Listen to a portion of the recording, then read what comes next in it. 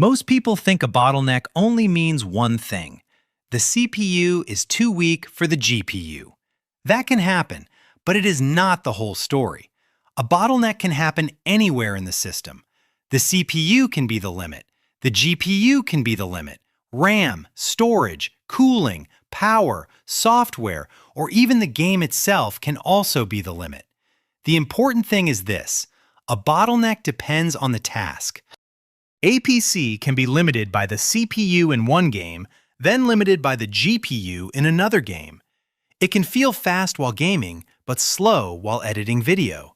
It can open simple apps quickly, but struggle when many programs run at the same time. So you should not ask, does my PC have a bottleneck? Every PC has one somewhere. The better question is, which part is slowing down the task I care about? That is what actually matters. So before blaming one specific part, we need to define the idea clearly. Because a bottleneck is not just a weak CPU, an old GPU, or a bad upgrade choice. It is a limit in the flow of work. Once you understand that, the whole PC starts to make more sense. What a bottleneck actually means. A bottleneck means one part of your PC is slower than the other parts needed for the same job. Because of that, the faster parts cannot work at full speed. For example, imagine a game needs the CPU to prepare frames before the GPU can render them. If the CPU is too slow, the GPU has to wait. Even if the GPU is powerful, it cannot create frames that it has not received yet. The same thing can happen with RAM. If your PC runs out of RAM, it has to use storage as backup memory. Storage is much slower than RAM, so the system can start to lag, freeze, or stutter. Storage can also be a limit. If your operating system or game is installed on a slow hard drive, apps may take longer to open, files may load slowly, and the whole PC can feel less responsive. So a bottleneck is not about one part being bad. It means one part is not fast enough for what the rest of the system is trying to do. A PC feels fast when the important parts are balanced for the job. CPU bottleneck. A CPU bottleneck happens when the processor cannot prepare work fast enough. In games, the CPU handles many background tasks. It helps manage game logic, physics, character movement, enemy behavior, and instructions for the GPU. The GPU draws the image, but the CPU often has to prepare the work first. If the CPU is too slow, the GPU may not be fully used. You might see low GPU usage, low FPS, or stuttering even though your graphics card is powerful.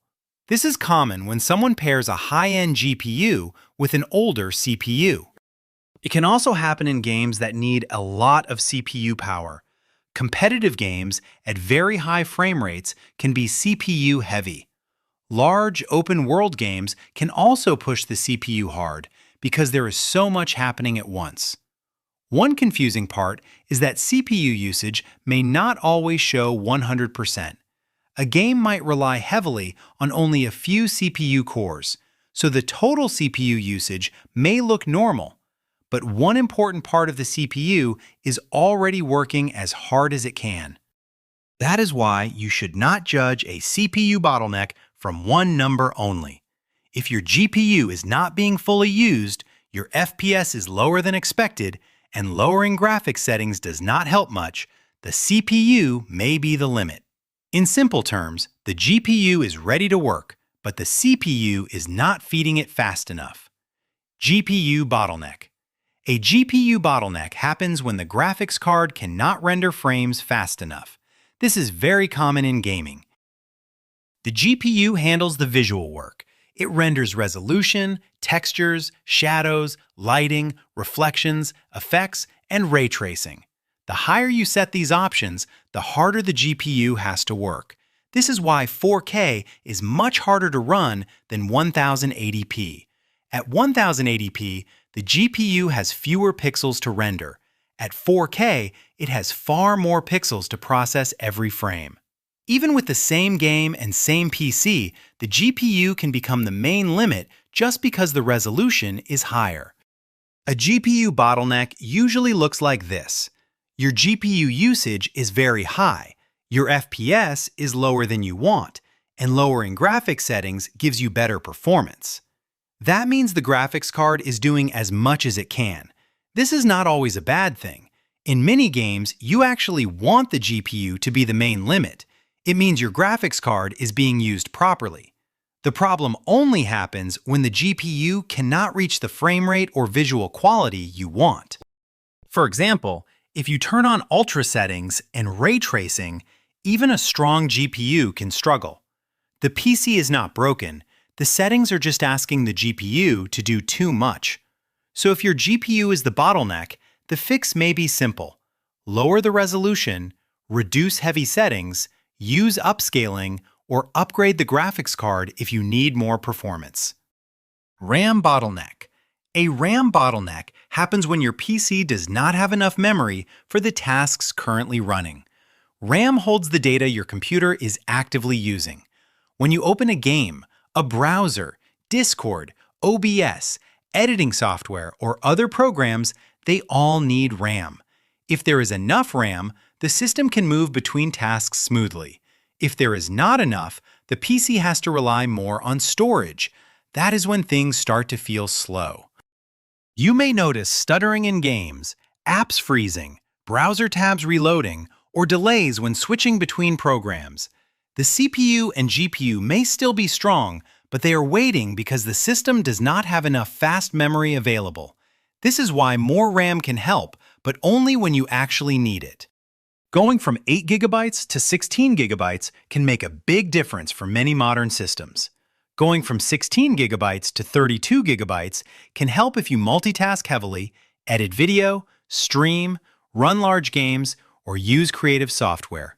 But adding more RAM does not automatically make every PC faster.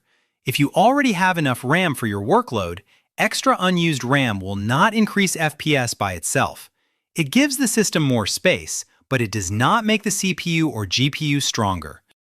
RAM speed can also matter in some cases, especially with certain CPUs in games. But capacity is usually the first thing to check. If your memory is almost full while the PC feels slow, RAM may be the bottleneck. Storage bottleneck. A storage bottleneck happens when your drive cannot load or save data fast enough. This affects how responsive the PC feels. A slow drive can make Windows take longer to start. Apps may open slowly. Games may take longer to load. Large files may transfer slowly. In some games, textures or areas may load late. This is especially common with old hard drives. A PC can have a strong CPU and GPU, but if the operating system is installed on a slow hard drive, everyday use can still feel sluggish. The powerful parts are not the problem. They are just waiting for data to arrive. An SSD usually makes the system feel much faster than a hard drive. It improves boot times, app loading, file access, and general responsiveness. For most people, moving from a hard drive to an SSD is one of the most noticeable upgrades. NVMe SSDs are faster than SATA SSDs, but the difference depends on the task. For normal use and many games, both can feel fast. For large file transfers, video editing, or heavy project work, a faster NVMe drive can matter more. So storage is not usually about higher FPS. It is more about loading, responsiveness, and avoiding delays when the system needs data. If your PC feels slow when opening apps, starting Windows, loading games, or handling large files, your drive may be the limit. Thermal bottleneck. A thermal bottleneck happens when a part gets too hot and slows itself down. Modern CPUs and GPUs are designed to protect themselves. If the temperature gets too high, they reduce speed to lower heat. This is called thermal throttling. The part is not broken, it is protecting itself, but the result is lower performance. This can happen in desktops with poor airflow, old thermal paste, dusty fans, or weak coolers.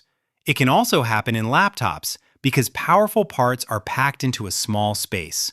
A common sign is performance dropping over time. At first, the game runs well.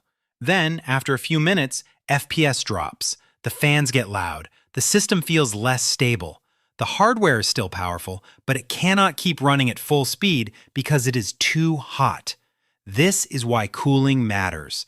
A high-end CPU with bad cooling may perform worse than expected. A strong GPU in a case with poor airflow may not hold its boost speed. A laptop may run fast for a short burst, then slow down during long sessions. So if your PC feels slower after it heats up, the issue may not be the CPU or GPU model. It may be temperature. Power and motherboard limits. Some bottlenecks are harder to notice because they do not look like normal performance problems. Power delivery is one of them. Your CPU and GPU need enough stable power to run properly. If the power supply is weak, low quality, or too close to its limit, the system may become unstable. You may see crashes, shutdowns, or strange performance drops. The motherboard can also limit performance. This is especially true with powerful CPUs. Some cheaper motherboards have weaker power delivery. They may technically support a high-end CPU, but they may not let it run at full speed for long periods. So the CPU looks compatible on paper, but in real use, it may not perform as well as expected. This can also happen in laptops. Two laptops can have the same GPU name, but different power limits. One version may run faster because it is allowed to use more power. The other may be slower because it is limited by the laptop's cooling and power design. That is why specs can be misleading. The name of the part matters, but so does how much power it can use and how well the system can support it. A PC is not only limited by the parts you see in ads, it can also be limited by the parts that quietly support them. Software bottleneck. Sometimes the problem is not the hardware at all. The PC may be powerful enough, but the software is holding it back. This can happen for many simple reasons. Drivers may be outdated. Too many programs may be running in the background. Windows power settings may be set to save energy. A game may be poorly optimized. An app may not use all your CPU cores properly. Settings can also create problems. For example, your RAM may be rated for a high speed, but it might be running at a slower default speed if XMP or EXPO is not enabled. On a laptop, a game may use the integrated graphics instead of the dedicated GPU. A recording app may be using the wrong encoder. A browser may be eating memory in the background. These problems can make expensive hardware feel average, and buying new parts may not fix them. That is why software should be checked before upgrading. Update drivers, check background apps, look at power settings, make sure the right GPU is being used. Check whether your RAM is running at the speed you paid for. A software bottleneck is frustrating because the performance is already there. The system just is not using it correctly. How should you upgrade your PC? A smart upgrade starts with the job, not the part.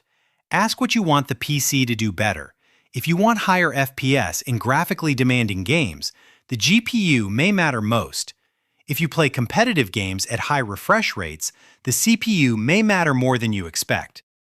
If you edit video, RAM, storage, CPU, and GPU can all matter depending on the software.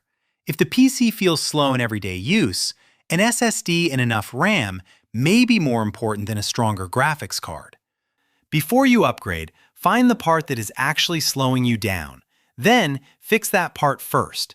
That is how you stop wasting money on upgrades that look impressive but do not solve the real problem.